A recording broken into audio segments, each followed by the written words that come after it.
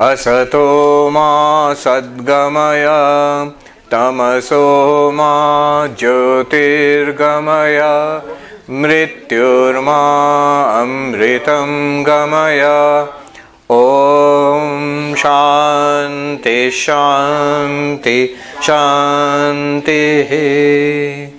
Om, lead us from the unreal to the real, lead us from darkness unto light, lead us from death to immortality. Om, peace, peace, peace. So the second session, we're going to carry on with the verses in sequence.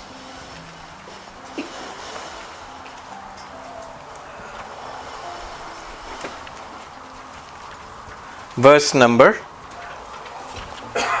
4.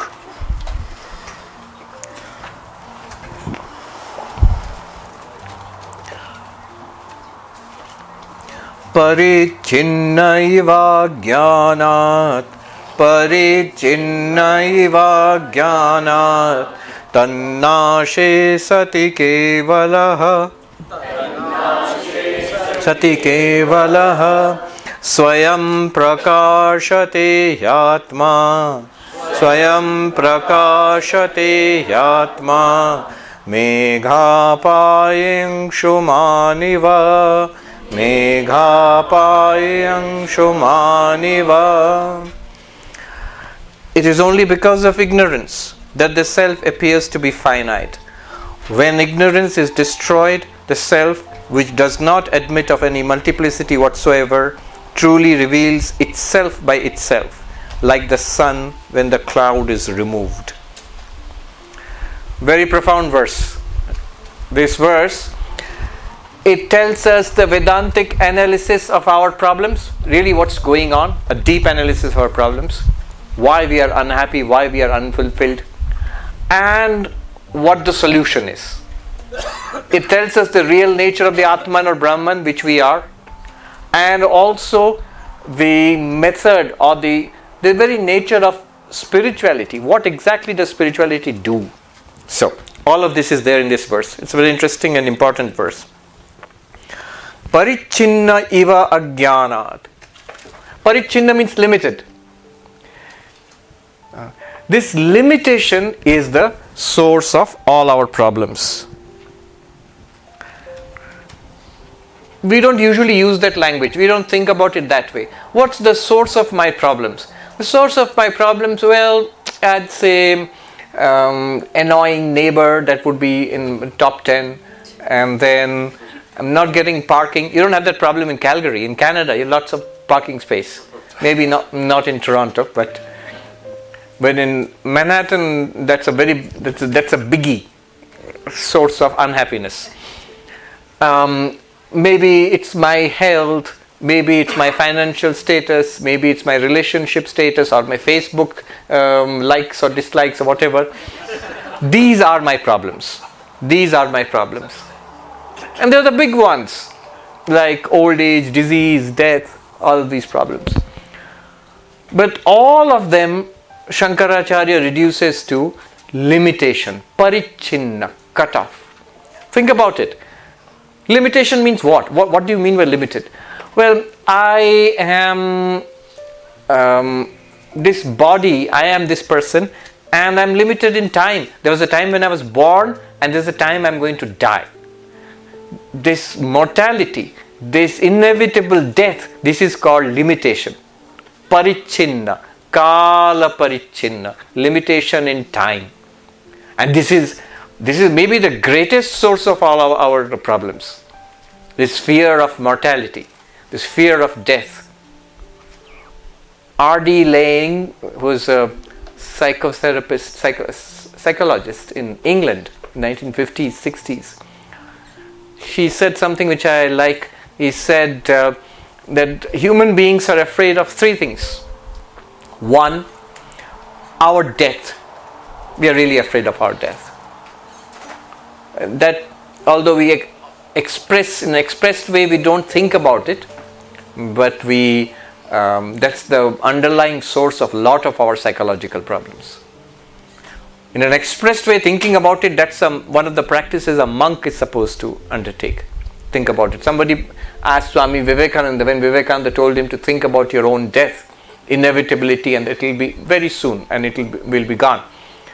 So the person said, but won't a person become depressed when you think about it? And Vivekananda said, initially yes, but later it will set you free. If you persist with it, it will give you a great deal of freedom. But anyway, R.D. Laing said, one thing we are afraid of is our own death. The second thing we are afraid of is other people. Other people. We are afraid of people. People who are potentially threats to us. Yes, certainly we are afraid.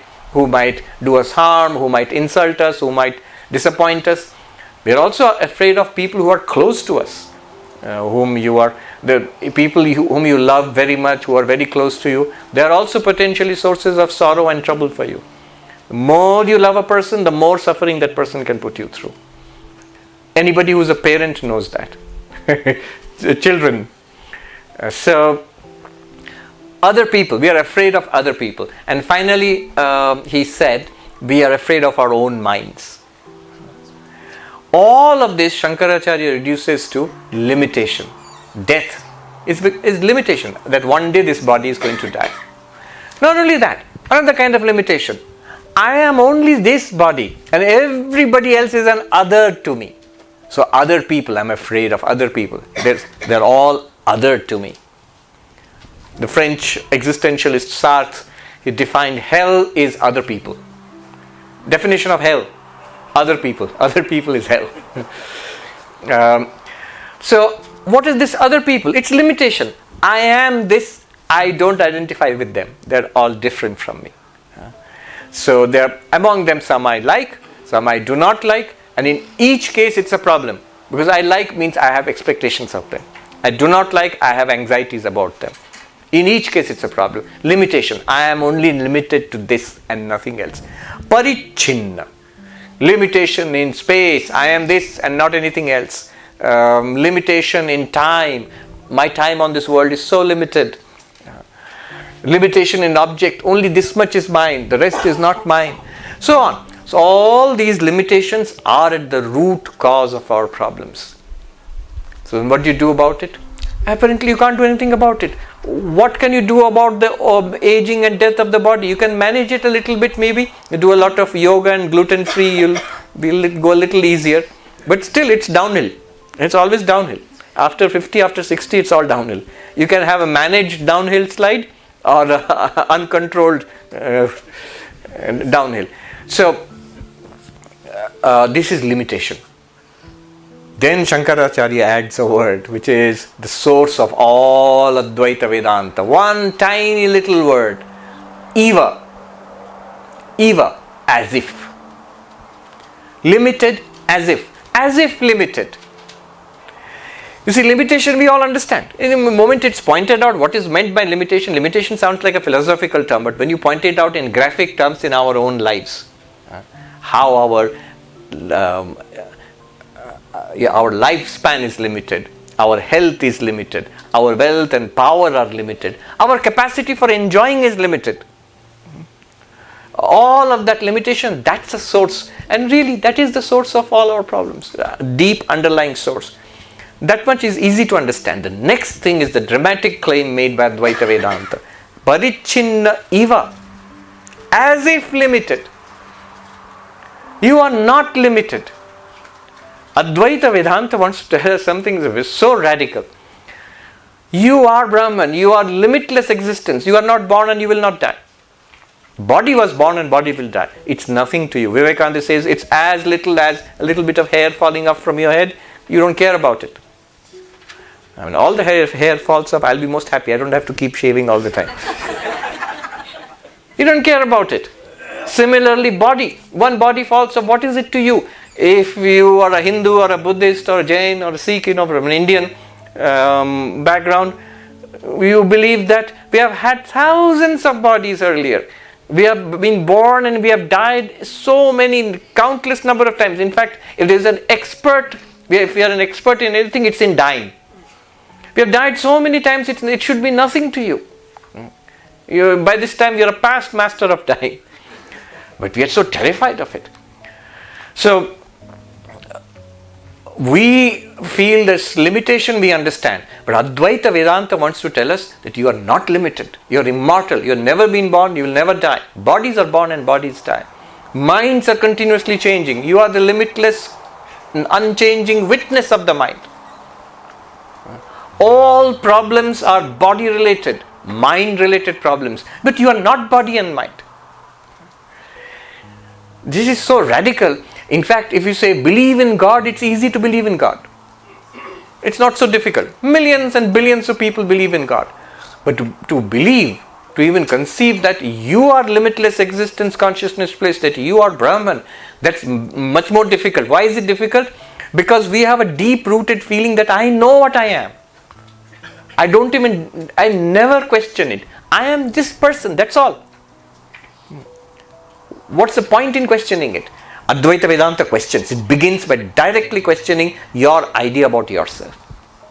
And it wants to say, these limitations you think you have in your lifespan, in your dependence on others, that others are the source of my happiness and sorrow, all of these limitations, eva, as if.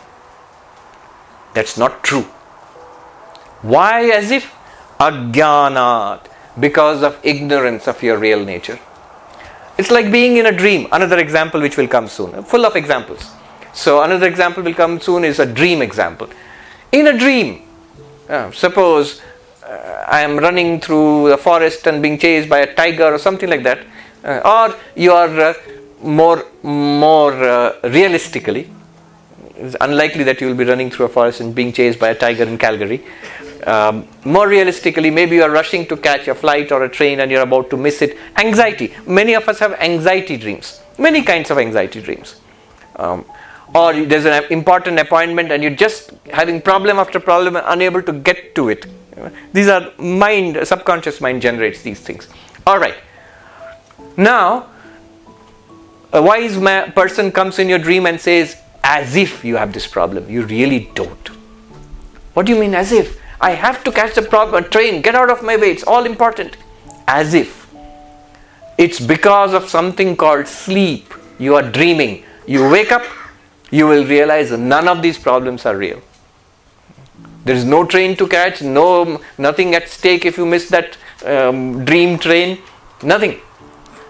And this realization, tannashe, when ignorance is destroyed, when knowledge arises, who am I? Chidananda Rupa Shivoham. Even in the midst of this world, Sati Kevalaha. Kevalaha means the one non-dual.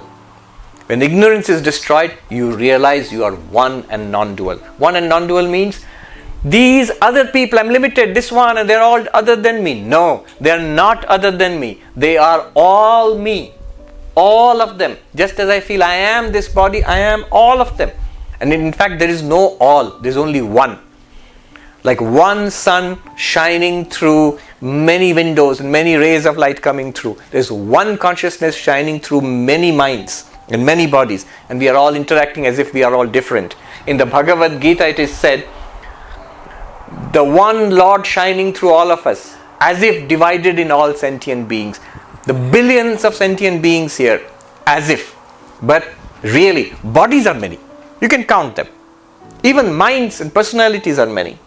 But beyond body, mind and personality is this one consciousness. And you are this one consciousness.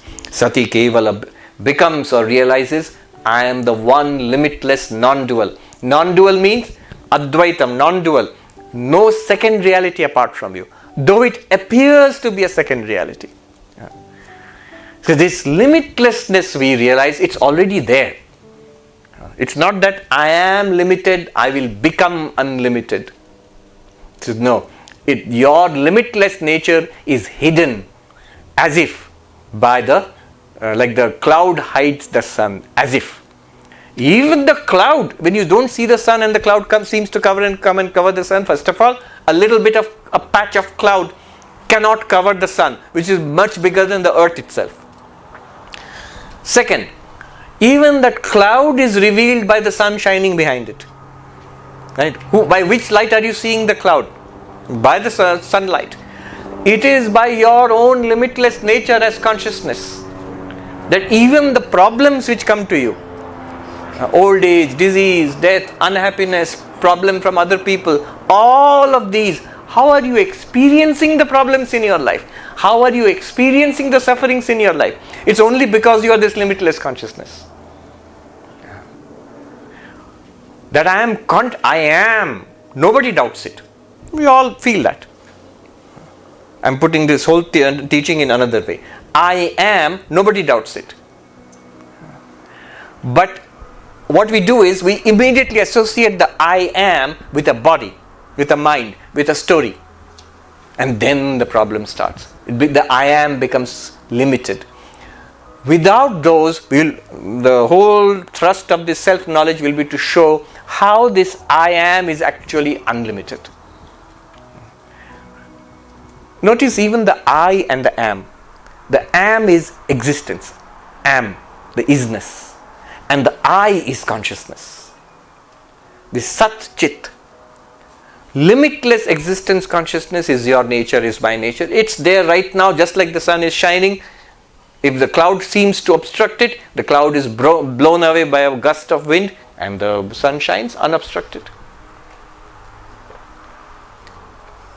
Hastamalaka Acharya, the youngest student, Shankaracharya himself was young, and all his students were older than him except one.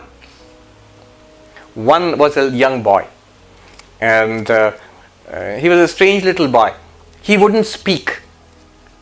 So today you have a lot of diagnoses as autistic, and so many things will be done to help the kid. In those days, in a little village, the parents didn't know what to do with this little boy who wouldn't speak, who wouldn't go to school, who would just go and sit under a tree and while away his time. When they heard that a great sage, Shankaracharya, master, has come to their village, they thought maybe he can help. So they went to him and said, "Can you come and see our boy?" So he comes, and by immediately seeing that little boy, he realizes this is an enlightened being. And he asks that boy, "Who are you? Why have you come here? What is your purpose in life?" And the boy replies in perfect Sanskrit and in verse, obviously. He replies, "I am not, a brahmachari. I am not a grihastha. I am not a student, not a householder, not a forest dweller, not a monk. I am not a Brahmin or a Kshatriya or a Vaishya or Shudra, one of the four castes. I am not the body, not the mind. Nitya upalabdhi swarupa ahamatma. I am the limitless existence, consciousness, bliss, which is continuously being experienced. Nitya upalabdhi. Always being experienced." And then he gives this series of verses, which is the highest Advaitic knowledge, the little boy expresses. And then he says, towards the end of that series, one verse is there. "Just as to the foolish one, when the cloud comes and obstructs his vision, he thinks that the sun is obstructed, his sun is hidden. When the cloud comes and obstructs my vision, I think that the sun has been covered." Similarly, that the foolish ones think that baddhavad yobhati, which appears as bound and in samsara, this ever present, ever free, ever experienced Atman, that I am. So this is what is said here. Megha paya, when the clouds are blown away, Angshumaniva, as the sun shines forth, as if the sun was covered, as if you were limited, as if limited. When the clouds are blown away, how the clouds will be blown away, how do we see ourselves without body, mind, that will be shown. It's there, it's coming.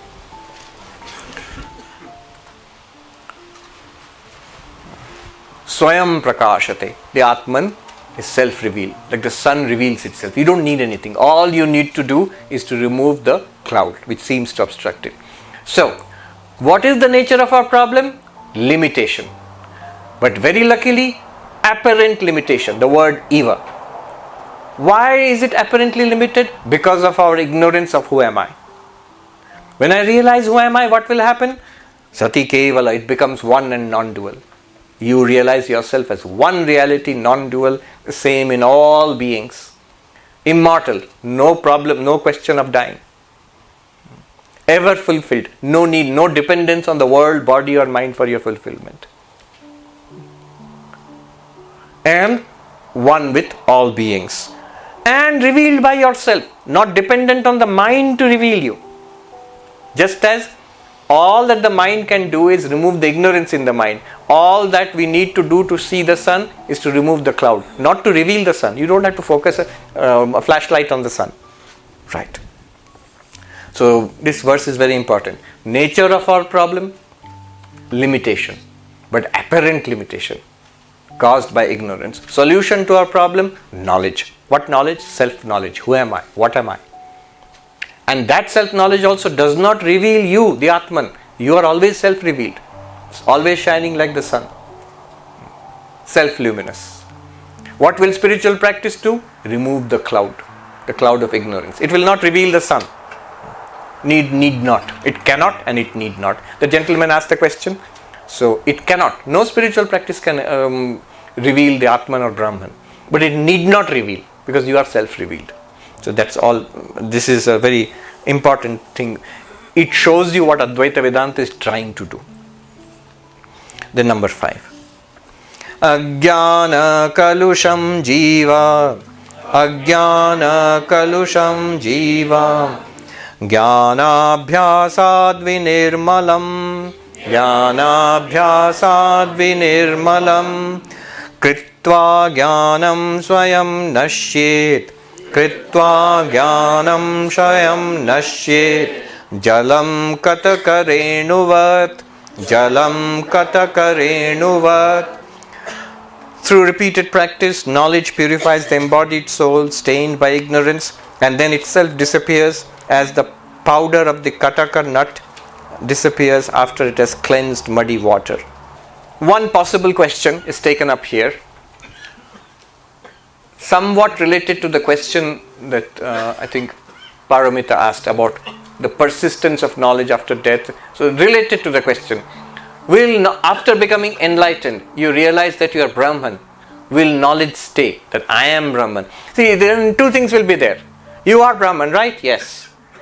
And then you realize that I am Brahman. So, what's the problem? Now there are two things. Brahman and the knowledge that I am Brahman. Alright, what's the problem? How is it non-dual then? Non-duality means there should be no second thing, Brahman only. You say AtmaBodha, aren't there two words? Don't they mean two things?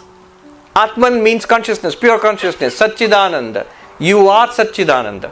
Finished. But the Bodha is also there. The realization that I am Satchidananda. And the realization, Chidananda Rupa Shivoham. Now that realization, will it stay after enlightenment? Will there be a real knowledge I am Brahman and really that you are Brahman? Two things. You see the subtle question which is being asked. This is an attack on the non-duality of the self. You are saying Brahman is non-dual, no second reality apart from it. Now here's an objection. What about your knowledge that you are Brahman? Ultimately, won't there be two things? You are pure consciousness plus the knowledge that you are pure consciousness. I am awareness itself. Also, I know that I am awareness by itself. Two things. And the answer is no. After enlightenment, that knowledge itself will go away. And we immediately think, hey, that means then you'll become ignorant. So you're trapped. Either give up your non-duality or give up your enlightenment. One of the two. Which one will you sacrifice? The answer is, you don't have to sacrifice anything. You will be enlightened, you are the non-dual reality, and non-duality is not affected by the knowledge that you are enlightened, that you are Brahman. How? So here another example he gives. So this is a very nice whole spectrum of examples. Jalam katakarenuvat. So this was before there were modern filtration systems. Even now some places these things are used. What are they called? Alum. So it takes away all the impurities in the water and makes it settle down, or you can filter it out. and that itself is also dissolved. That also can be, it also settles down at the bottom. So there's a nut called kataka. I haven't seen it, but we talk about it here. And that is powdered, and that is scattered in the water, which has to be purified. So all the dust particles in the water, most of it will be pulled down by this nut. I guess it somehow bonds with the particles or something, and it all settles at the bottom. And the particles of that, the dust of that nut also, that will also settle at the bottom. So when you carefully pour it out, or you filter it out with a cloth, then you will get pure water, and the dust and the nut particles, they will also they'll also go away. They'll also be removed, filtered out. So you see, jalam kataka renuvat, as water is purified, that dust of the nut, the powder of the nut, it purifies the water by helping to remove all impurities. But now your question is, what about that powder of the nut? Will it remain in the water, suspended in the water? No, that will also settle down along with the impurities. Exactly like that, the knowledge arises, I am Brahman. What does it do? It removes the ignorance. The ignorance is that I am not Brahman. I am body, I am mind, I am a person. So body, mind, person will persist, but you realize you are not that. There's a nice saying, the person will never become free, but you become free of the person. While the person is persisting, world will keep on appearing, body will keep on appearing, mind will also keep on functioning, and yet you are free of it. It's an appearance in you, like a movie playing on a movie screen. Sri Ramakrishna gave another example, the two thorns which I mentioned. So there's a thorn of ignorance in my flesh, a thorn of knowledge is taken, removes the thorn of ignorance. Both thorns are thrown away. Because this idea that if knowledge goes away, I'll become ignorant. It's not like that. You realize what you are, then ignorance cannot come. Because not only the world is falsified, the body, mind, where ignorance may come, that's also falsified. You know what will happen is, won't there be any doubts at all after you become enlightened? Even if there is a doubt, you will see without any hesitation. You will see clearly that in your radiance the mind is functioning, and in that mind a vritti of a doubt has arisen. That very doubt proves you that you are Atman.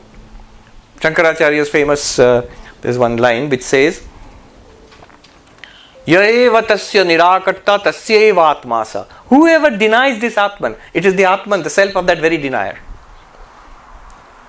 You will see without any doubt. Whatever doubt comes up, that's also revealed by you, the consciousness. That's also given existence by you, the existence itself. You are the one who lends existence to the mind, body and the universe, and you are the one who lends light to the mind, body and the universe. Three kinds of impurities. We did that just little while ago.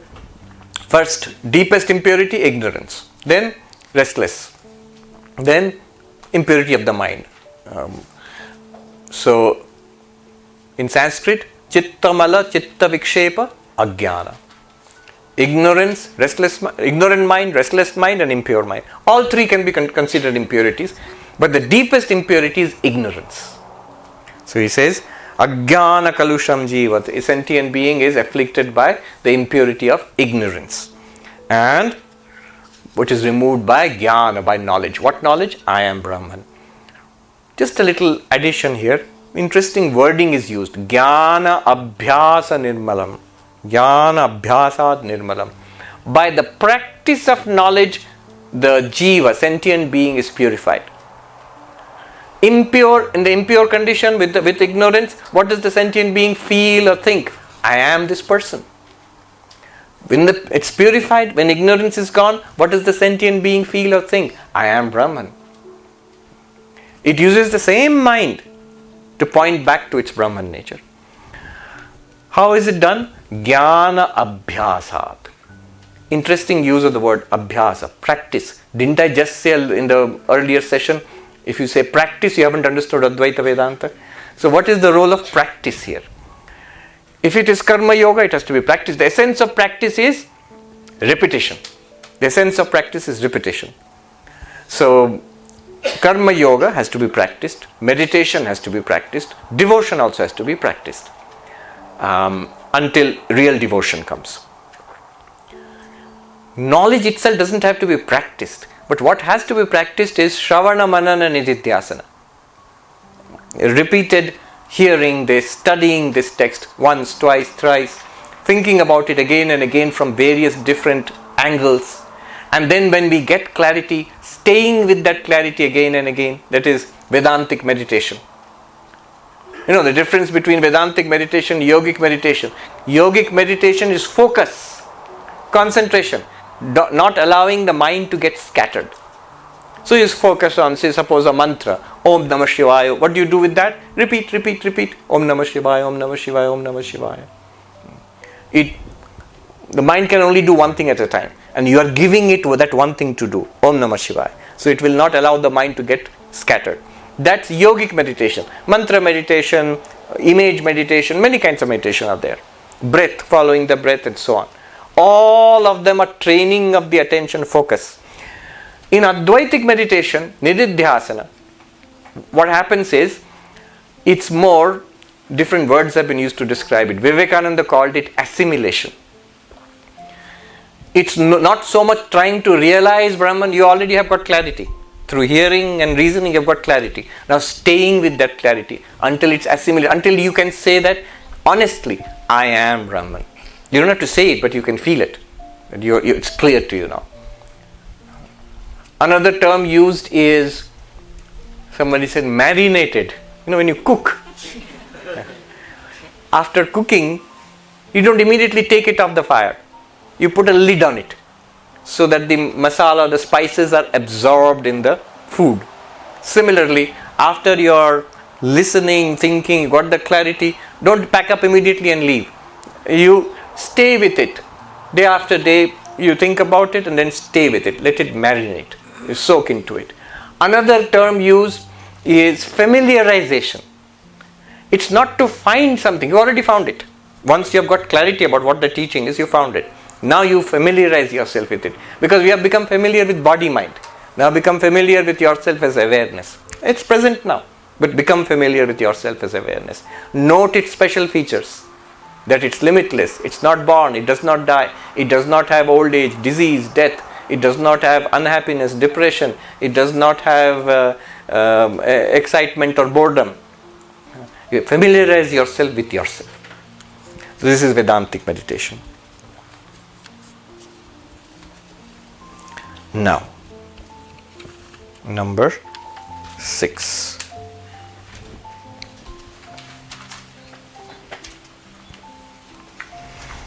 So number 6 will introduce us from now on to very important concepts. All of this so far has been a kind of general introduction to Advaita Vedanta. Now the study is starting from 6 onwards. First, a very important concept is going to be introduced. This concept is called Adhyasa. Adhyasa. English, superimposition. What is superimposition? Taking something to be what it is not. You take a rope to be, mistake a rope to be a snake. That's Adhyasa. If you see something on a movie screen and you don't know it's a movie, you think it's a real car or a cops and robbers chase, that's Adhyasa. It happened to me once. I should have known better. I was in Hollywood and I was new there. So that's my excuse. I was in the ashram, and then from a parking lot I heard a commotion. So I rushed out into the parking lot. It was evening. And I saw this car come rushing in through the gate which was open. And this lady was standing near the gate. She had an overcoat. She whipped out a gun and started shooting at the car. I was stunned. I didn't know what to think. And only when I heard cut, then I realized this was the movie shooting going on. And again the car backed out, and again it came back in, and again the lady shot at it. She was firing blanks. Now what was my adhyasa? My superimposition. I took it for what it looked like. It's a really it's happening. Somebody is coming and there's this person who's shooting at it. It's a real shootout. It wasn't. There was a car, there was this lady, and she was firing a gun, but none of it was real. I attributed reality to the appearance. There at least there is a car and there is the lady and and there's a parking lot and there's a gun. Actually it's there. Only the action is, it's acting. But here in this case of the world, this entire physical world, this body, this mind, all of them are actually not out there according to Advaita Vedanta. They are all appearances in awareness and nothing but awareness. So, you are that awareness. One sadhu said, first of all, you are the witness of all of this. That's the thing to be understood. Second, that you are witness, but not like I was the witness of the shootout in the Hollywood parking lot. No. You are witness like a dream. One sadhu put it nicely. I'll tell you in Hindi and what he said and translate. Pehle to ye jaan lo ki aap drashta ho. You are the witness. This is the first thing to understand. उसके बाद ये theatre है या cinema है वो देखा जाएगा. What he said is this. First of all, understand that you are not part of it. You as awareness, you are the one which is illumining it. You means not this body mind. The body is very much part of the samsara. So is the mind. But you as awareness, you are illumining it. You are the drashta, the witness. You don't have to try to be the witness. You are choicelessly the witness. You can't be anything else. Now, what is it that you are witnessing? Is it really out there, something out there? Is it like a Broadway show, as you said, theater, a Broadway show? What's the difference between a movie and a Broadway show? So in the Broadway show, there is actually a stage and there are actually actors that are coming up on stage and doing things. You are still a witness. You are not part of the play. But they are there. Those people are there. They are acting. And in a movie, even that is not there. It just looks like that. There are no real actors there. There's no real stage there. There are no real props there. It's an appearance, light and pictures on a screen. If you say, actually those things are there and I am the witness of it, that's Sankhya. Prakriti and Purusha. Purusha is consciousness and Prakriti is a real material nature. Apart from consciousness, interacting with consciousness. Prakriti and Purusha. That's Sankhya. And if you say it's not really there, it's all appearing in consciousness. There's nothing outside consciousness. Then it is Advaita. Why Advaita? Because in Sankhya, material nature exists as a second to consciousness. In Advaita, whatever appears in consciousness does not exist as a second to consciousness. Just as waves in the ocean do not exist as a second to the water. It's the water alone which is appearing as the waves. It is consciousness alone which is appearing as its objects. It is you appearing as your universe. Okay. Now this is Adhyasa, the concept of superimposition. What is not there is seen to be there or is understood to be there. Look at the verse number 6.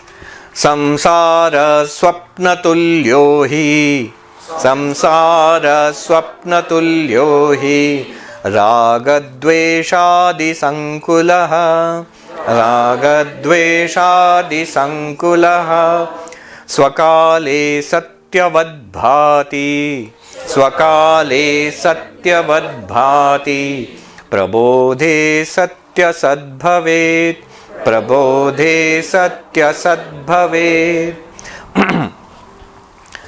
The world, samsara, filled with attachments and aversions, and the rest is like a dream. It appears to be real as long as one is ignorant, but becomes unreal when one is awake. So, here we are introduced to Adhyasa, superimposition, a central concept of Advaita Vedanta. Also, Jagat Mithyatva, the falsity of the world. Much maligned, much misunderstood concept in Advaita Vedanta. Both are introduced here. Very important. So, alright, I understand I am consciousness of some sort. Something is there. What is this world? What is this universe? He says, Swapnatulyohi. Thing to understand about samsara, about the places we are in, time, our own bodies, other people, living beings, non-living things, everything in this universe. One thing to understand is, It's an appearance in consciousness. And he gives an example. Luckily for us, so many examples. Here is one example. Swapnatulya. Like a dream. Like a dream. What happens in a dream? We fall asleep, and then the mind projects a new world with its own space, with its own time. You may be lying down on the bed and sleeping, but the space you are in the new world, in the dream world, is a different space. You may be in Delhi or Mumbai, or you may be walking in the park out there, but you're sleeping on your bed. Space is different. Time is different. Maybe it is sometime in the past, you're reliving something. And you have a body there in the dream. And other people are also there in the dream. Living and non-living things are there in the dream. So this I'm describing a dream. So the dream, entire dream world, new time, new space, new body populated by other sentient and insentient beings. This is how a dream functions. And you are there in the dream also. And also, none of this would be a problem. But then the problem starts is, why? See, if you are dreaming, you are experiencing a world of imagination. What is the problem? It's enjoyment. It's like watching a movie. No. Then a second problem comes. A second element comes in the dream. You forget that it's a dream. You forget that you are lying on the bed, safe and sound and sleeping. You are in the dream now. Exactly like that, what happens is, so here is some Vedantic metaphysics. Pure consciousness in association with the power of Maya. Maya is the power of consciousness. Consciousness plus Maya is how God is defined in Advaita Vedanta. Ishvara, Bhagavan, Saguna Brahma. This power of Maya has two capacities, two Shaktis. The Shakti is called this Avarana Shakti, Vikshepa Shakti. Vikshepa Shakti means the power to project. What this power to project does is, it projects pure consciousness, Brahman, Atman. It projects it as a world. It projects it as sky and fire, wind and fire and the cosmic elements, water and earth. It projects it as the worlds there. It projects it as living beings. It projects means Maya to the power of Vikshepa, projecting power. It projects what? Brahman. Brahman itself is projected in that way. This whole universe. Who is this Brahman? This consciousness? It's you. And as I said, it shouldn't be a problem. You should enjoy the display. Oh, by my power of Maya, by its Vikshepa Shakti, I am seeing a universe. Very nice. But no, the second function of Maya, second capacity of Maya comes into play now. This is called Avarana Shakti, the veiling power. Just like in a dream, the fact that you are sleeping on a bed safe and sound is veiled from you, and you consider the dream to be real. Similarly, in this universe, that I am pure consciousness is veiled from me. I am pure consciousness, but it is veiled from me. Avarana. Avarana means veiling. Being veiled from me. Now what is appearing to me? This world is appearing. Here is a body, here is a mind. I am this body, mind. And I am interacting with other bodies and minds who are different from me. But the truth is, just like a dream. In the dream space and the time and all the beings, none of them are different from you. You, the dreaming mind, are appearing in those ways.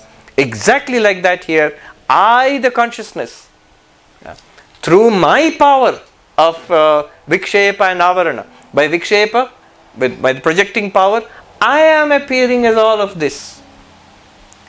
And all of you. And this body and mind. But because of the veiling power, just like in the dream, you are not aware that it's a dream. You are not aware that you are actually in the bed and sleeping. Similarly, I am not aware I am pure consciousness. And then what happens? I become identified with this body mind. So, then Raga Dvesha Adi Sankula. Or Samsara.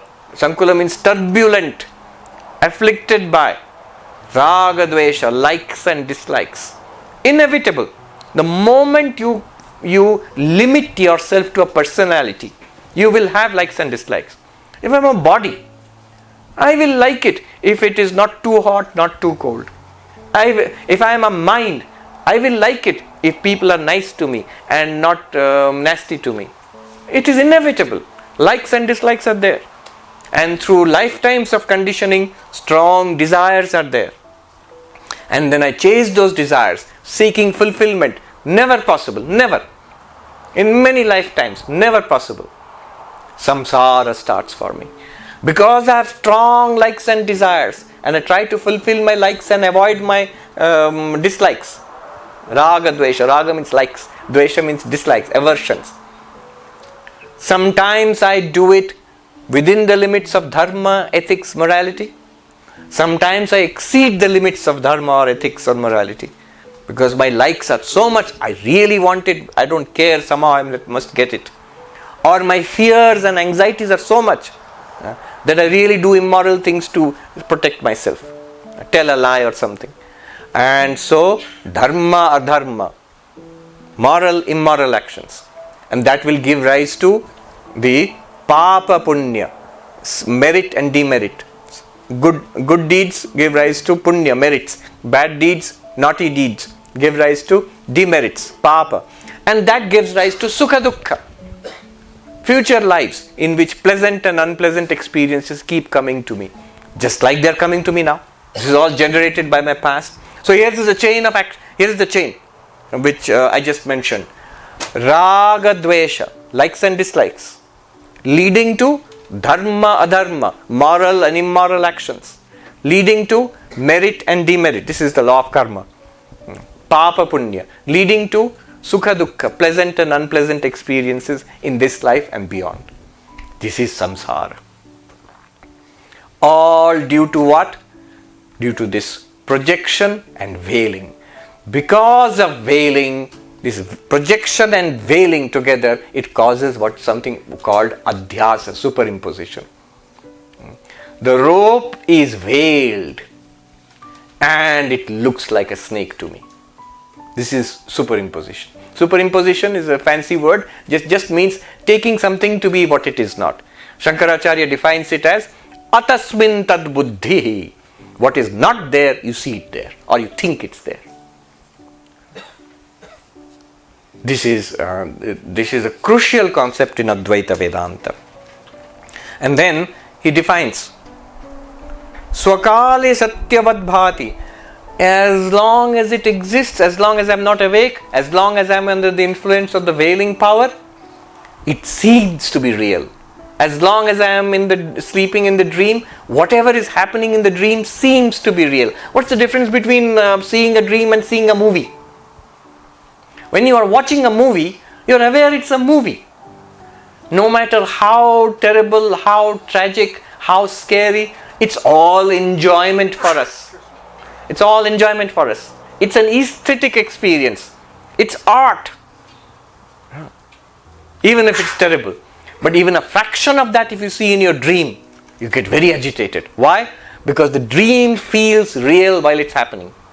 Swakale, in its own time, in its own duration, Satyavad Bhati, shines as if true.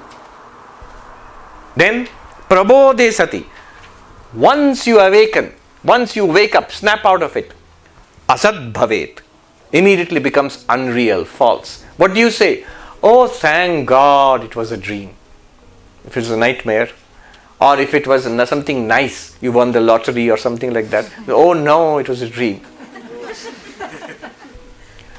So, you awaken, snap out of it. It is falsified. What seemed real to us, as long as it lasted, when you awaken from it, it is what we experienced is falsified. So, this is an example. Now apply it to Advaita. As long as we are under the influence of Avarana Shakti, the veiling power, as long as we do not realize we are Brahman, this will seem real. Seem real, not real. Even while it is going on, even while it seems real, it's still not real. And when we realize, so notice, here you don't have to snap out of this state into some other state. Enlightenment is not a state. Enlightenment is the realization of reality. Right here in this state. That's why it's an example. If you stretch it too far, you will say, oh, I woke up from the dream into the waking, so I have to wake up from the waking into something else. No. You have to wake up to your real nature, which is present in waking, in dream, in deep sleep. There's one nature which you are, which is called the fourth. Waker and waking world, 1. Dreamer and dream world, 2. Deep sleeper and deep sleep world, within quotes, 3. And you, the reality, 4th. But it's not a 4th actually. It is the one which is appearing as the 3. Yeah. So this is the definition of falsity. Swakale satyavad bhati prabodhe sati asad bhave. Seems to be real as long as it's going on. When you awaken from it, it becomes false. That is the definition of falsity. That means when it was going on also, it was not true. Didn't really happen. That's what is meant by a dream. It didn't really happen. That's what's meant by a movie. Only thing is, our enlightenment realization will be more like a movie than a dream. Because when in a dream, you awaken from the dream, then it stops. Then you awaken to some other world, this world, waking world. But in enlightenment, when you awakened in this world itself. So it's like a movie. It will go on, but you realize it's not true. What's true is the screen. What's true is you, the consciousness. In you, the whole thing is appearing. How do we awaken? He says, prabodhe. Prabodhe means to awaken. But how do we awaken? I understand what is waking up from dream to waking. But how do I awaken to I am Brahman here? What's the way? Answer will be given in the 7th verse. Tavat satyam jagad bhati. Tavat satyam jagad bhati. Shuktika rajatam yatha. Shuktika rajatam yatha. Yavan nagyayate brahma. Yavan nagyayate brahma. Sarvadhishthānam advayam. Sarvadhishthānam advayam. The world appears to be real as long as the non-dual Brahman, which is the basis of all, is not known. It is like the illusion of silver in an oyster shell. Another example. Shuktika rajatam. These are all classic Advaita examples. So what's this example? The example is, somebody is going along on the seashore and sees something glittering in the seashore, and he rushes towards it. It's a seashell, but it looks like silver to him, and he wants to pick up the silver. And when he goes there, he realizes, oh, it's just a shining seashell.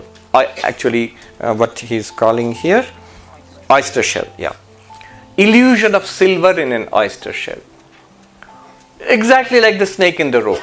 The snake in the rope is an example of dvesha, something that creates fear and anxiety in you. This is an example of something that creates desire. I want it. Raga. Both of these are illusions. Both of these are appearances. Now, how do you get out of it? Here's the crucial thing. You have to realize, you have to see for yourself the ground of that illusion. What is the ground of the illusion? Remember, what is this illusion? This adhyasa. What is this illusion? Something appearing as something else. So you are seeing something there which is not there. When you see what is really there, illusion is broken. So how will the rope snake illusion be broken? You have to see the rope. How will the seashell and silver illusion be broken? You have to see the seashell. How will Brahman and world illusion be broken? You have to see Brahman. See means realize Brahman. How will this superimposition, adhyasa, that I am body mind, be broken? I have to realize I am not body, not mind, I am pure consciousness. Now you understand. When Shankaracharya sings, Chidananda Rupa Shivoham, I am of the nature of Shiva, I am pure consciousness, pure bliss. What does he sing before that? Mano buddhyahankara chittani naham. I am not mind, not intellect, not memory, not even the ego. Crucially, not even the ego. Nacha shrotra jibhe, nacha grana netre. I am not even the sensory functionings of the eyes, ears, nose, tongue. Na vyoma Na bhumi, na tejo, na vayu. I am not the five elements. These are the things which are appearing to us. Look. Here is a material world. Here is earth and sunlight and air and water. Here is organic body. And look inside. You will find thoughts, feelings, emotions, memories, ego. None of them I am. They are all appearing in me. I am the underlying awareness. This has to be realized. You have to realize the ground of the illusion. You have to see through to the ground of the illusion. Now, this is the meaning of the word adhishthanam. You have to realize Brahman, which is the ground of this world illusion. Sarvadhishthanam yavat na jnayate brahma. As until you realize Brahman, what is Brahman? Sarvadhishthanam, the ground of everything. What is everything? Entire physical universe here, including this body. Entire mental universe, thoughts, feelings, emotions, ideas, knowledge, desires, all of that. And entire causal universe. When we fall asleep blank, that's the causal seed state. All three universes, causal universe, subtle universe, gross physical universe. In Sanskrit, Karana, Sukshma, Sthula, Prapancha. All three are the appearance, and the ground of all three is Brahman. Oh, where is it? You! So, until you realize that, you are Sarvadhisthana, you are the ground of this entire cosmos. You are not a tiny little organic being, a little creature in a vast place, really vast place. When you come to Canada, you realize how vast the world is. I just have to stand outside in the gate here and look at the endless farmlands and the ever receding horizon. You realize how vast it is. I'm a tiny being in all of this. No. The whole universe is in you. Not in your body. Not in that sense. Not even in your mind. Body, mind and universe are in you, the consciousness. This is what is meant by the falsity of the world. Jagat Mithya. What is reality of the world? It's a separate material, physical reality outside. Yes, if you consider yourself to the body, it truly is. This bottle is as real as this body, and the bottle is outside the body. The water is outside the body. If I drink it, the bottle will be inside the body. All that is true. But body, bottle, water, all of them are appearing in consciousness. This is what you have to wrap your head around. A monk once, we challenge each other sometimes. He's entering the main temple in Belur Math. He stands with one foot on the temple stairs and one foot looking at me. How does Advaita say the world is false? Here, I see it. Here is the temple. Here is the sun. Here is the sky. Here is the Ganga. I see myself. I see you. How do you say the world is false? I'm literally seeing it. What is your answer? My answer was, notice your language. What did you say? You didn't say the world is real. You say, I see it. Equal to, mathematically derive, the world appears in my experience. Does it appear outside your experience?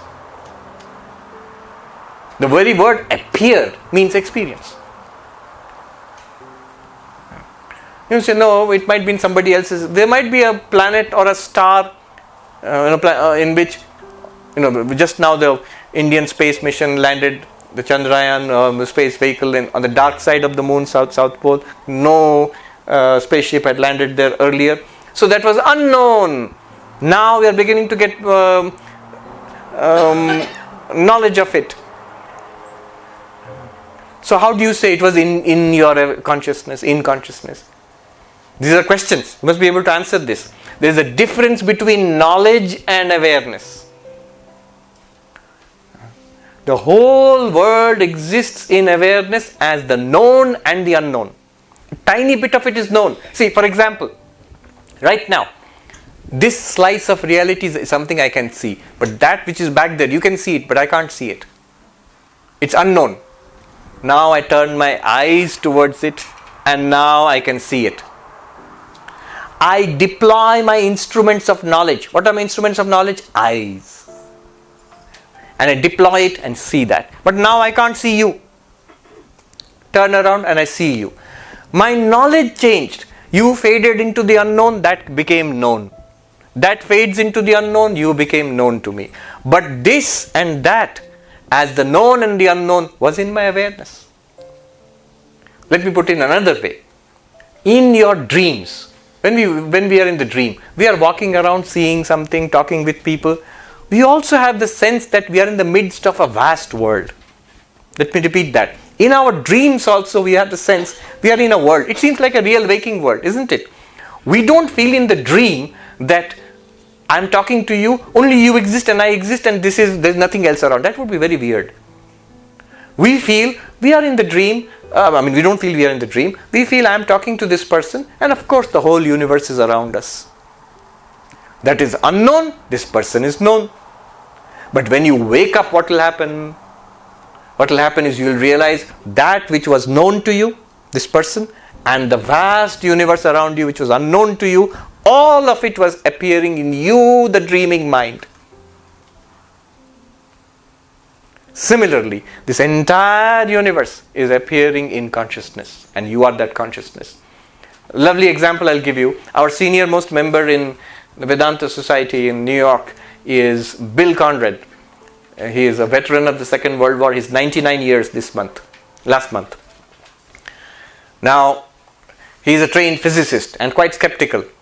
So he said, Swami, it is not true that the world exists in your consciousness or my consciousness. The world exists out there. It's a real world and you come into it and then you see it. The realist worldview. That's how common sense approach. You come into it and you see it. So he asked this question often and somebody else told me, don't be in a hurry to answer it, Swami. He's been asking this question before you are born. So you are not going to solve his doubts. But I solved it. At least I said something to which he had no answer. He said, I will prove it to you. The world exists outside your consciousness. How? Let's put a camera here, just like this. Let's put a camera in this room. Then both of us will leave this room. Then we will come back into this room. And I will show you the picture in the camera where you will see an empty room existing without any conscious being. Room exists. No conscious being is there. Similarly, universe exists. Whether life is there or not, consciousness is there or not. This is the materialist claim. What is the answer? I said, Bill, in your consciousness you devised this experiment. In your consciousness you put a camera. In your consciousness you said, Swami, let's go out of the room. In your consciousness you said, Swami, let's come back into the room. In your consciousness, in your awareness, in your experience, you showed me the picture of the empty room in the camera. At which point did you step outside your consciousness? If you make the distinction between knowledge and consciousness, you will see. Knowledge requires consciousness. But both known and unknown are in consciousness. Alright. Again, one more little point. Falsity of the world. Advaita Vedanta has been taught in this way. Brahma Satyam Jagat Mithya Jiva Brahmaiva Napara. Brahman is real, the world is an appearance, and Jiva, sentient beings, you are none other than Brahman. This is the whole sum and substance, supposed to be. Sum and substance of Advaita Vedanta. But people ask, what is the use of this teaching of world as false? Two uses, I'll tell you. First, the surface level, and second, the deeper point of it. First, the use of this teaching. It's pedagogical, it's helpful. Why? Falsity of the world develops your vairagya, dispassion. Our likes and dislikes, which are so strongly connected with the world, is only because we take it to be real. Why do we react with likes and dislikes, terror and temptation in a dream, but not in a movie? Movie, we enjoy it fully, but we don't take it seriously. Why? Because we feel it's not there, it's a picture. Just sounds and light and sound show. And in a dream, Although dream is equally false, we feel it is real. So we react to it. We get scared. We get terrified in the dream. Only when you attribute reality to what you experience, you will have likes and dislikes, raga, dvesha.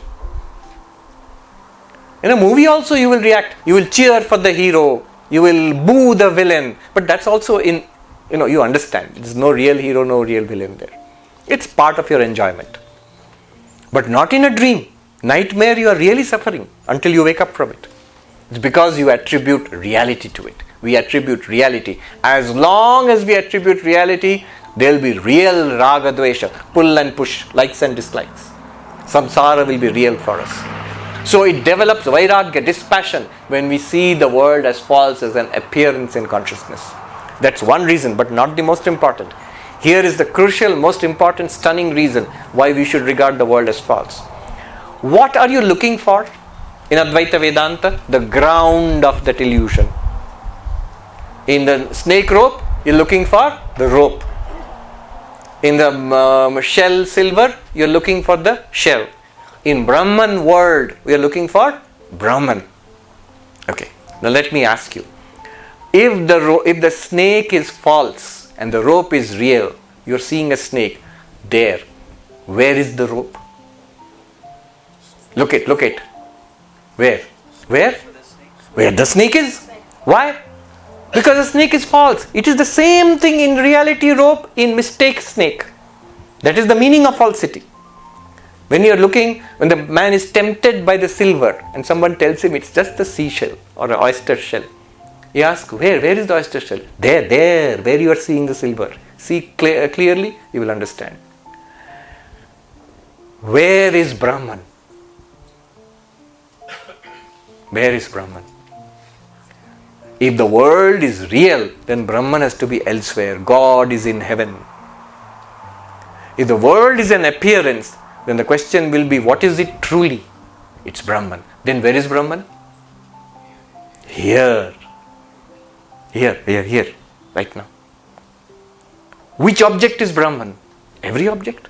Though Brahman is not an object, but none of the objects are anything other than Brahman. When is Brahman? Strange question. When is Brahman? You will say, when is heaven? When is God? After death. But now, if I say, world is an appearance of Brahman, when? Now. And in the past, and in the future, all the time, and now. Here, there, everywhere, but here. And which object? Everything, but especially you. So the teaching of the falsity of the world is a direct pointing to the reality. If the world were real, and there is some reality called Brahman, God, then you have to search elsewhere. Elsewhere, else when, in some other thing. But if the world is false, it's really Brahman, then you have to look, investigate here. Here means not physically into the table, in our own experience of this world. And that investigation is the methodology of Advaita. Sarvadhishthana madvayam. Here the word occurs, non-dual.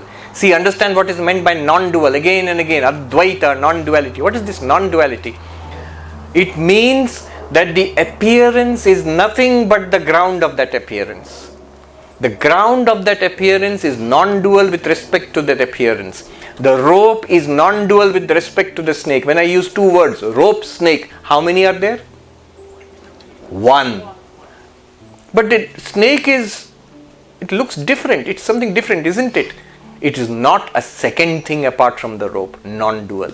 Rope is non-dual with respect to the snake. Shell is non-dual with respect to the false silver. Brahman is non-dual with respect to the universe. You are non-dual with respect to the entire universe. Non-dual means that nothing here is other than you. Nobody is other than you. We understand Sri Ma's very beautiful last teaching. The world is your own, my child. There is nobody here who is an other to you. Learn to make it your own. Sounds very simple. It is a very deep, if you look at it deeply, that means what appears to be other is an illusion. All right. We should go into question answers. We have about 20 minutes. All right.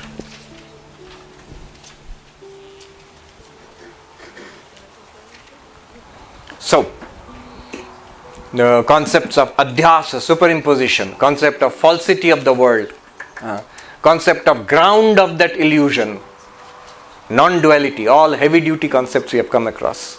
Use the examples: snake rope, silver nacre, that seashell, the sun and the cloud, and that nut which pulls out all impurities and also goes away itself. All of these, use these examples to understand what's going on. Yes, tell us your name and ask the question. Hello, Swami. My name is Shivapriya. My question is, as self illuminates, like from self, we reveal self. That's what we learned, right? Self reveals self. Yes. So self is revealing self through illuminating power. So when the word power is coming, it is becoming an attribute. So isn't it the Sankhya philosophy is coming in? All right. So question is, Shivapriya is asking, you talk about the self illumining itself or self revealing itself. That's a power, right? There you have to say no. It's consciousness itself. It's not a power of consciousness. So the light is shining, sun is shining. Is the shining a power? No, it's the very nature of light itself. It's the nature of light to shine. It's not an additional power, not an attribute. Power can be more or less. Power can be there or not there. But can the light be there and it will not shine? No, it cannot be. Similarly, pure consciousness or awareness or consciousness, its very nature is to shine. Its very nature is to reveal itself. Prakasha. That's the nature. Prakasha Swarupa.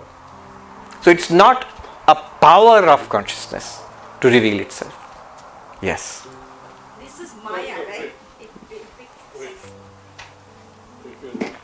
Sorry. Then this becomes Maya. What right? becomes Maya? So isn't it when the creation happens because the consciousness manifested through its power, then this, and then Purusha and Prakriti is the Maya, right? You spoke that. Yeah. So No, Purusha and Prakriti is not Maya. Prakriti is Maya. Yeah. Prakriti is Sankhya. Right. So consciousness manifests this universe because of Maya. Vikshepa Shakti. So now here's a subtle thing. Consciousness manifests. That's its very nature. But as universe, as space and fire and earth, as living beings, as samsara, that is the projecting power of, that is Vikshepa Shakti, that is Maya. Shining is not Maya. It's the very nature of consciousness. But shining as this and that. Why this and that?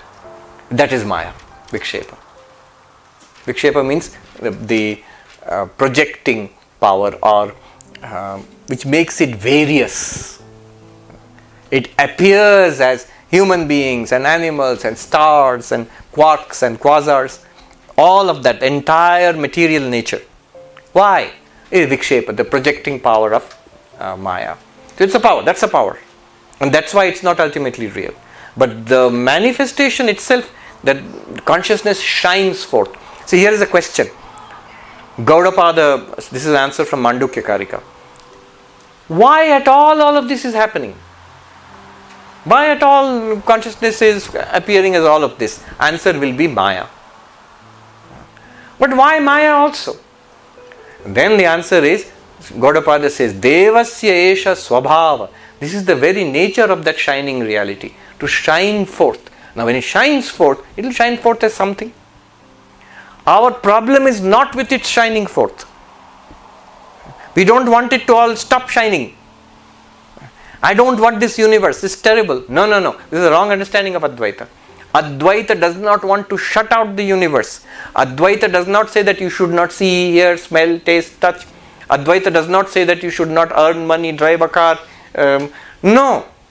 Advaita has no problem with anything in the universe. After all, if Advaita is true, in this universe, with all its good and bad, with all its terrible things and beautiful things, it must be Brahman. So Brahman has no objection with anything. Anything here. Only problem is the veiling power, the avarana, which stops you from seeing that it is Brahman, stops you from seeing that it is you.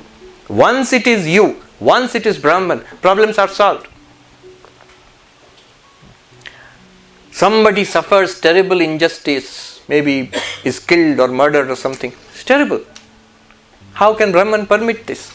But suppose that one who was murdered, that one who suffered that injustice, is also Brahman, is also limitless existence, consciousness, bliss, did not die with the death of the body, was not born with the birth of the body. The one who committed that sin, that terrible act, is also the same consciousness. You and I, that one are the same. So it's like going to a police station and say, I have a complaint. What's your complaint? That guy, I was punched. Oh, who punched you? I. Why? There was a punch. Then why will the policeman get why are you laughing? Why don't you get indignant? It's not a complaint when there is oneness. All right. Pranam Swamiji, I'm Savan. Yes. So my question is, how would you define not real? Is it because of the temporary nature of the world, the manifestation, the manifestation? How would you define the world? Very good question. So, when this is real philosophical thinking. We're talking world is real, no, world is not real, Brahman is real. First question should be, please define reality. What is the criteria for something to be real? How will you judge something is real or not? Then we will see whether Brahman is real or world is real or not. Because without this kind of precise definition, it all becomes vague. What are you talking about? Alright. So this is a very big topic. It's an ancient topic. Vedanta and all the other philosophies in darshanas in India, they have to give a criterion of reality. Define reality, then we will debate. And they have done it. So it's a wonderful study to see how the different darshanas, philosophies define reality. But if you want a modern, contemporary overview from a Western perspective, I would highly recommend this book, Reality Plus, David Chalmers. He is well known as the person who coined the term hard problem of consciousness. He is the head of the Mind Brain Consciousness Unit in NYU. His latest book is Reality Plus. Basically, he wants to say even virtual reality you should consider it to be real. Anyway, quite apart from that, and there's a lot of Indian philosophy there. There's a cartoon of Narada and Vishnu there, and so on. But my point here, replying to your question, there's a very good and thorough section on various definitions of reality. How do you define it? Let me give you one or two examples. I'm going back to ancient Indian philosophy. What are the definitions of reality? One definition of reality, for example, the Buddhists give. They call it Artha Kriya Karitvam, practical efficacy. Does it work as expected? I'm rushing towards water, I feel very thirsty. And I go to drink that water. If I drink that water and it quenches my thirst, it works as expected, it's real. But if I go and find only sand, then I realize it's a mirage. It's not real. It didn't work. So Artha Kriya Karitvam, practical efficacy. Does it work? It's amazing that the leading American philosopher from the 19th, 20th century, William James, the philosophy itself is called pragmatism. It's Charles Sanders Peirce, he started it. But William James is the one who popularized it. And put it into action was John Dewey. What is the criterion of reality according to pragmatism, American school of pragmatism? Does it work? It's very American. Then somebody oversimplified, that it's a cash value philosophy. Does it actually work? Then it's real.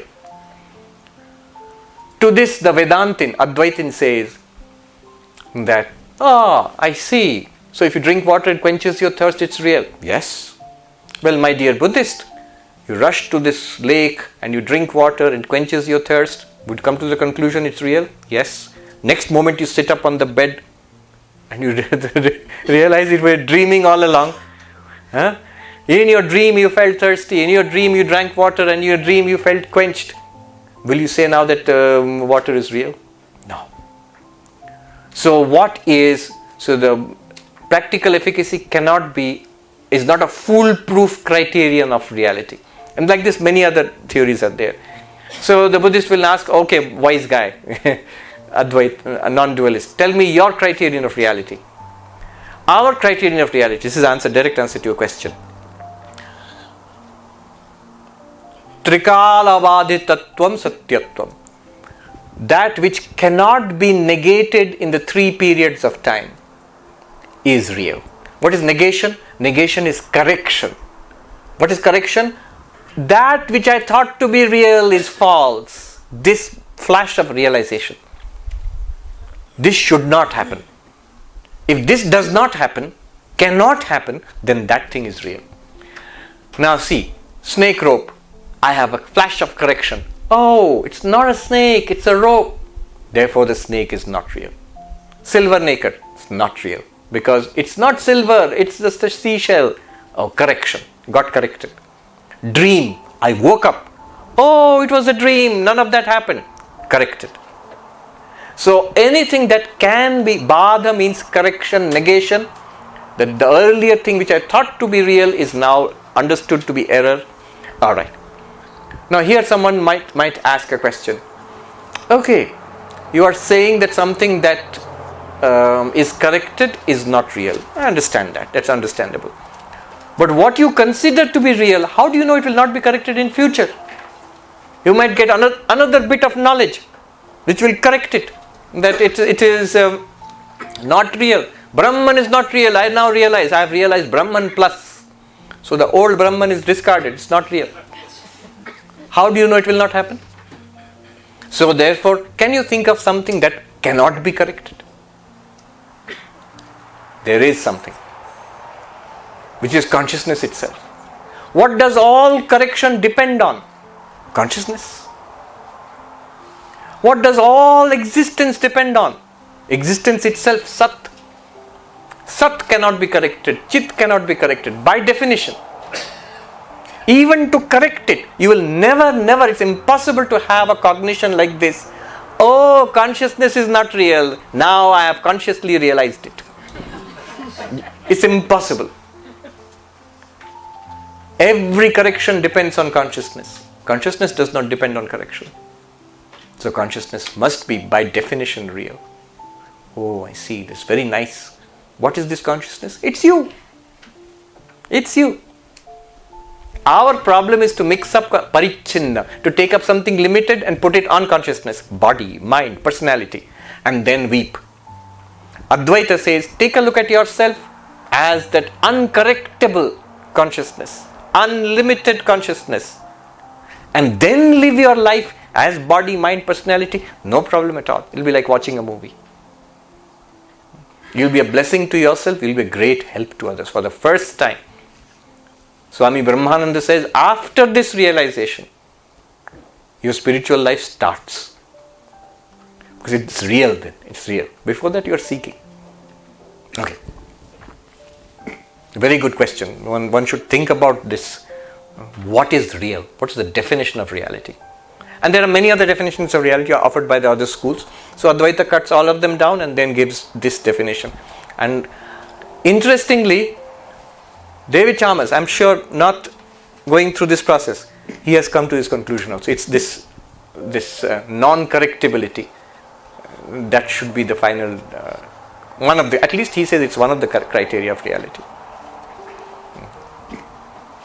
Namaskar Swamiji, my name is Srinivas, I'm from Calgary. Yeah. Thank you for your time being here.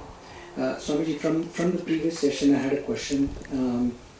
The darshanas you mentioned offers the path to achieve the final outcome which you enlightened us of the two, the dukkha nivritti and the paramananda prapti. And one single term for that is moksha.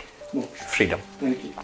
Swamiji, also what was very beautiful in the session was you gave us the 3x3 matrix. We work in framework so that it's a great framework for method, which are all the yogas that you mentioned.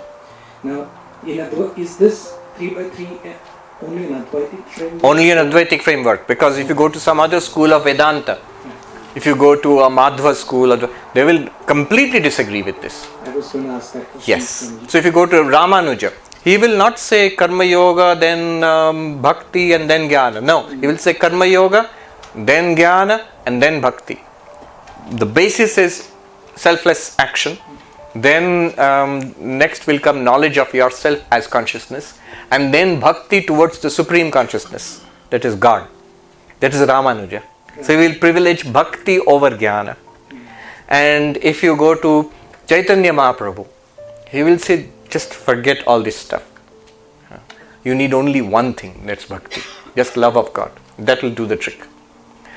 And if you come to Sri Ramakrishna, he will say all of them work. He doesn't have a hierarchy. Shankara has a hierarchy. Ramanuja has a hierarchy. In that sense, Chaitanya Mahaprabhu also has a hierarchy. Only. But Sri Ramakrishna says all of them work. You can take this hierarchy or that hierarchy or that hierarchy, but what he adds, Sri Ramakrishna adds, is that not that this particular Advaitic hierarchy is true. It's true. It's good. If you follow it, it will work. It will lead you to liberation. But always what Sri Ramakrishna would add is that don't think this is the only path. And that's a fact. If you go to, Sri Vaishnavas, so many great saints are there. In the Madhva Sampradaya, so many great saints. In the Chaitanya Mahaprabhu Sampradaya, so many great saints are there throughout their history. How is it possible that it's all wrong? And how did they become enlightened? In that case, you have to say that then the philosophy has no connection with your spirituality. That also seems silly. So it must be that through different paths, and why only within Hinduism? In Islam, in Christianity, in Buddhism, in every religion, every major religion of the world, you have had saints and enlightened beings. So different paths do work, different frameworks do work. And we are living in this age where we are comfortable with the idea of multiple frameworks. Earlier the idea was, truth is one, so the framework must be one, and the others must be wrong or subservient. That's what by all sorts of dialectics used to go on. So just one more on that same topic is, so why do certain people get attracted to certain darshanas? Yes. That's the beauty of Hinduism, that we realize we have different constituents of our psyche. We are different people. We have journeyed across ancient lifetimes, so many lifetimes. We have developed in different ways. So you will see some are attracted to the Advaita, this path of insight. It's very attractive. What it promises, as Sri Ramakrishna says, one flash of light destroys a mass of darkness. Who doesn't want instantaneous? Everybody else says you have to work for years, many lifetimes. No, Advaita says one flash, one instant. Of course, you have to read the fine print. Then, all other paths seem to say so much effort is required. Advaita says effortless. You are Brahman. What effort is required for you to be yourself? Well, it's very attractive. Many people, they want to understand. Without understanding, people, especially in today's age, why Advaita was stressed by Vivekananda. In one place he says, it is the religion most suited to a modern mind, in general. However, another person may not find very much, be very inspired by these things.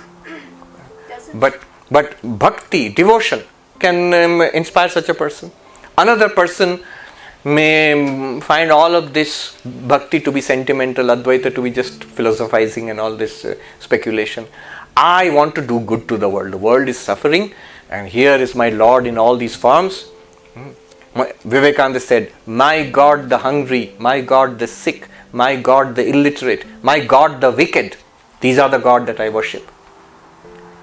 Vivekananda was vast, so he could teach Advaita at the highest and show you that is the only path. And when he taught bhakti, it would seem that's the only thing to do.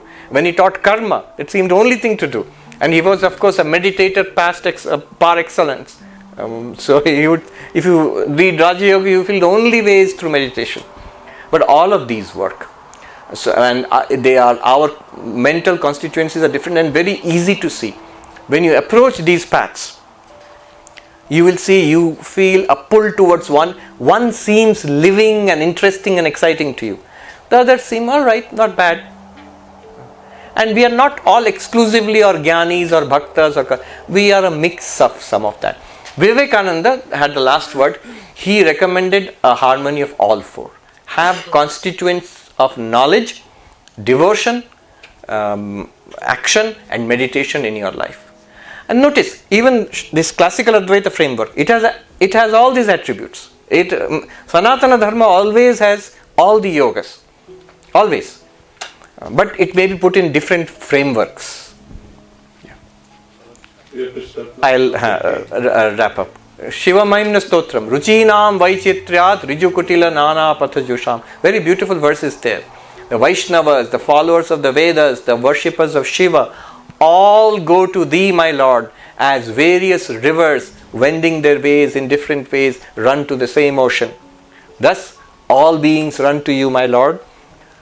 But then he adds, Ruchinam Vaichitriya, because of the diversity of taste and opinion and of mental makeup, constitution, you have a variety of ways. And that's beautiful. And Vivekananda said, each person should be a sect unto himself. And let as many religions be there as there are 7 billion people. That's good. Only thing is, there should not be a clash or disagreement or fight among each other.